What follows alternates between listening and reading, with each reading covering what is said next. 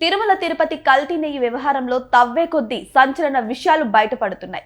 అయితే నెయ్యిలా కనిపించే ఈ కెమికల్ ని ఎలా తయారు చేస్తారు, ఆ భయంకరమైన రసాయనాలేంటి అనే విషయాలు కూడా బయటపడ్డాయి.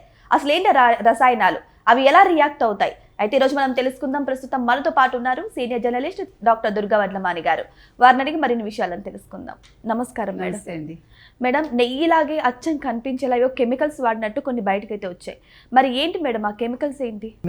నాకు చాలా చిత్రంగా ఉంది. మనకి మొన్ననే మనం మాట్లాడుకున్నది ఈ కెమికల్స్ వల్ల ఎంత ఆరోగ్యం పాడవుతుంది అనేది ఇవాళ వివరంగా వాళ్ళే చెప్తున్నారు. అంటే చూడండి, వాషింగ్ లిక్విడ్, ఫ్లోర్ క్లీనర్ల తయారీలో వాడే ప్రమాదకర రసాయనం అంట. నాట్ ఓన్లీ ఇది, ఇప్పుడు మనం వీటిని వాడతాం కదా బాత్రూమ్స్లో క్లీన్ చేస్తాం, యాసిడ్స్ అవంతా అట్లాంటిది అనమాట ఇది. పాలు, నెయ్యి సహా ఇతర ఆహారోత్పత్తుల్లో దీని వాడకం నిషేధం. ఢిల్లీలోని అరిస్టో కెమికల్స్ నుంచి లప్సాను కొన్న బోలేబాబా డైరెక్టర్లు palm oil, palm kernel ఆయిళ్లలో లప్సా lacked acid కలిపితే అచ్చం నెయ్యి లాంటి పదార్థం తయారవుతుంది. రసాయనాల మిశ్రమాన్ని నెయ్యిలా తిరుమల తిరుపతి దేవస్థానానికి సరఫరా చేసిందని సిట్టు అభియోగ పత్రంలో వెళ్ళాడు. ఏంటండి దీన్ని ఇంకా ఎక్కడెక్కడ వాడతారో తెలుసా? లప్సాని వాషింగ్ పౌడర్లు, వాషింగ్ లిక్విడ్లు, డిష్ వాష్ లిక్విడ్లు, ఫ్లోర్ క్లీనర్లు, టాయిలెట్ క్లీనర్లు, తర్వాత పారిశ్రామిక రంగంలో అయితే క్లీనింగ్ ఏజెంట్గా ఆయిల్, గ్రీజు మరకలు తుడవటానికి, అంటే అవి పోవటానికి వాడతారట దీన్ని. తర్వాత పురుగు మందులు, క్రిమిసంహారకాల్లో రసాయనాలు వీటితో సమానంగా కలిపేలా చేయడంలో ఎమెల్సిఫైయర్గా దీన్ని వాడతారు. ఇది చాలా ప్రమాదకరమైన రసాయనం, అత్యంత ప్రమాదకరమైన రసాయనం అంట. అంటే తిరుమలకి సరఫరా కోసం లక్షల కిలోల కల్తీ నెయ్యి తయారు చేసిన బోలేబాబా డైరీ డైరెక్టర్లు ఏం చేశారంటే ఢిల్లీలోని అరిస్టో కెమికల్స్ నుంచి 8,900 కిలోల లాక్టిక్ యాసిడ్, లప్సా యాసిడ్, స్టర్రీ కొన్నారని అభియోగ పత్రంలో తేలింది. సాధారణంగా ఈ కల్తీ పాలు తయారు చేసేవాళ్ళు, ఈ కల్తీ నెయ్యి తయారు చేసేవాళ్ళ పామాయిల్, పామ్ కెర్నల్ లాంటి ఆయిల్ లాంటి చౌకరక నూనెలు నెయ్యిలా కనిపించేలా చేసేందుకు అచ్చం నెయ్యిని పోలేలా రంగు, రుచి, వాసన, క్రీమీనెస్ వచ్చేలా చేసేందుకు లప్సా, లాస్టిక్ యాసిడ్లు కలుపుతారు. అంటే ఇప్పుడు మనకి ఎంత భయం వేస్తుంది, ఏం తినాలి? యాసిడ్స్ కలపడం ఏంటి మేడం? ఏమోనండి, ఈ పొమిల్ జైన్, విపిన్ జైన్ ఉన్నారు కదా బోలేబాబా డైరీకి సంబంధించి డైరెక్టర్లు, వాళ్ళు ఎక్కడెక్కడి నుంచి ఏ ఏ రసాయనాలు కొన్నారు అనేది కూడా సిట్టు అభియోగ పత్రంలో వెల్లడించింది. ముఖ్యంగా ఈ నెయ్యి తయారీ కోసమే వీళ్ళేమో ఈ లప్సాను కొన్నారు. అయితే ఈ కల్తీ నెయ్యి తయారీకి 57.56 లక్షల కిలోల పామాయిల్, పామ్ కెర్నల్ ఆయిల్తో పాటు 8.90 లక్షల కిలోల ఎస్టిక్ యాసిడ్ ఈస్టర్, తర్వాత లాక్టిక్ యాసిడ్, ఫుడ్ గ్రేడ్ మోనోగ్లిజరైన్స్, లప్సా సహా వివిధ రసాయనాలు వీళ్ళేమో కొన్నట్టు బోలేబాబా డైరీ కొన్నట్లు సిట్టు గుర్తించింది. ఏం చెప్తారు మీరు?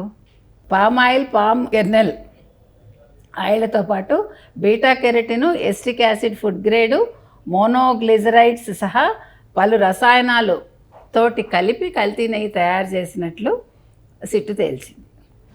సో ఇంక ఏమంటారు మీరు వీళ్ళని? ఈ రసాయనాలు ఎవరైతే సరఫరా చేశారో వాళ్ళని కూడా నిందితులుగా సిట్టు లిస్టులో చేర్చింది. ఏం ప్రయోజనం చేర్చి? ఇంత మొండి మార్కలు పోగొట్టడానికి వాడేటువంటి కెమికల్స్ని మరి ప్రజలు తింటే ఏంటి మేడం పరిస్థితి?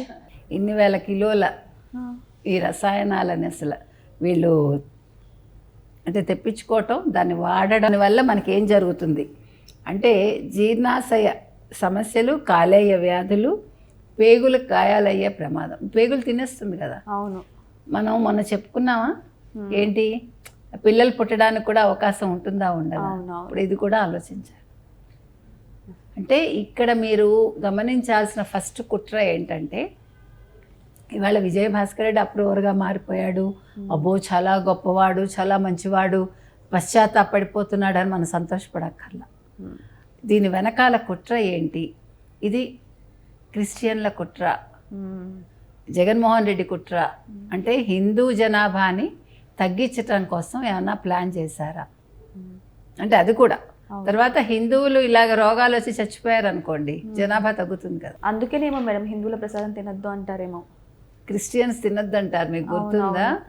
అంటే వాళ్ళు ఎంత కుట్ర చేస్తున్నారో మీరు ఆలోచించండి. ఇది మన అందరు క్రిస్టియన్స్ని అంటల్లా, ప్రత్యేకంగా కొంతమంది. తర్వాత ఏ క్రిస్టియన్ సంస్థలు విదేశాలకు చెందిన వాళ్ళ హస్తం ఉంది దీని వెనకాల, అది కూడా చూడాలి. ఇప్పుడు మనం ఇలా చెప్తున్నామని మీరు అలా ఎలా మాట్లాడతారని అంటే మన దగ్గర ఆన్సర్ లేదు. కానీ కొంతమంది ఉండొచ్చు అంట. మన అందరు క్రిస్టియన్స్ని తప్పు పట్టట్లేదు, అందరు క్రిస్టియన్స్ చెడ్డవాళ్ళని నేను చెప్పట్లేదు. ఓన్లీ జగన్మోహన్ రెడ్డి కోటరీలో ఉండే రెడ్లు ఎలా చెప్తున్నామో అదేవిధంగా జగన్మోహన్ రెడ్డికి సంబంధించిన కొద్ది మంది క్రిస్టియన్స్ గురించి మనం మాట్లాడుతాం. అంటే ఒక వ్యక్తి తప్పు చేసినా లక్షల మందిని చంపేలాగా ప్లాన్ చేశారంటే, చంపడమో లేకపోతే వాళ్ళని బెడ్ రీడన్ చేయడమో. ఇప్పుడు ఏదైనా కూడా కష్టపడాలిగా, వాళ్ళందరూ హాస్పిటల్స్ చుట్టూ తిరగాలిగా. మరి మీరు ఒకసారి ఆలోచిస్తే ఏంటిది అసలు అర్థం ఉందా అసలు దీనికి? డబ్బు కోసము సామాన్య ప్రజల ఆరోగ్యంతో ఇది డబ్బు ఒకటే కాదండి, ఐఎమ్ సారీ, ఇక్కడ మీకు డబ్బు ఒకటే కాదు కుట్ర, ఇక్కడ హిందువుల మీద కుట్ర, ఇది హిందూ మతం మీద కుట్ర, వెంకటేశ్వర స్వామి మీద కుట్ర. అంటే ఇక్కడ ఇంకొక పాయింట్ మీరు ముఖ్యంగా గమనించాల్సింది ఏంటంటే, వాటికాన్ కంటే కూడా ఒకప్పుడు వాటికాన్ నెంబర్ 1లో ఉండేది, అది ఏమంటారు ఆదాయంలో. కానీ ఇవాళ తిరుమల తిరుపతి దేవస్థానం ప్రపంచంలో అన్నిటికంటే రిచెస్ట్ దేవుడు. సో అది కూడా దృష్టిలో పెట్టుకున్నారా? అంటే హిందువుల్ని రాకుండా చేయడం కోసం టెంపుల్స్కి. అందుకే కదా శ్రీశైలం లడ్డు మనం ముందే చెప్పాం, మీకు గుర్తుందా? ఇది ఈ లడ్డుతో ఆగలేదండి, తిరుపతి తోటి అన్ని ప్రసాదాలు చెక్ చేయాలి, అన్ని టెంపుల్స్లో చెక్ చేయాలి ఆంధ్రప్రదేశ్లో అని మనం ముందే చెప్పాం. అదే ఇప్పుడు వీళ్ళందరూ చెప్తున్నారు, శ్రీశైలం లడ్డు కలితే అది ఆల్రెడీ మనం చెప్పాం. అయోధ్యకు పంపించిన 1,00,000 లడ్డూలు సరే, కానీ దీని వెనకాల కుట్ర మాత్రం హిందువుల మీద పెద్ద కుట్ర జరిపారు అనేది మనకి తేటతెల్లమవుతుంది. కాబట్టి ఇది చాలా ఆలోచించాలి. మీకు ఇప్పుడు మరోసారి చెప్తున్నాను, ఆ రోజు ఇక్కడ చేతి మీద వేసుకుని వాసన చూసి ఎంత మంచి వాసన వస్తుందో అని సుబ్బారెడ్డి అన్నది ఈ కల్తీ నెయ్యి విషయానికి. ఇది మీకు ప్రూవ్ అవుతుంది. సో ఏదేమైనా సరే ఈ కల్తీ నెయ్యి వ్యవహారం కేవలం డబ్బు కోసం మాత్రమే కాదు, దీని వెనకాల ఎన్నో కారణాలు అయితే బయటపడుతున్నాయి. ఈ కల్తీ నెయ్యి వ్యవహారంలో బలైంది మాత్రం సామాన్య ప్రజలు, మరీ ముఖ్యంగా హిందువులు కూడా. మరి దీని గురించి ప్రజలే ఆన్సర్ చేయాలి. మరి ప్రజలు ఏ రకంగా ఆన్సర్ చేస్తారో వెయిట్ చేసి చూద్దాం. Thank you so much. Thank you.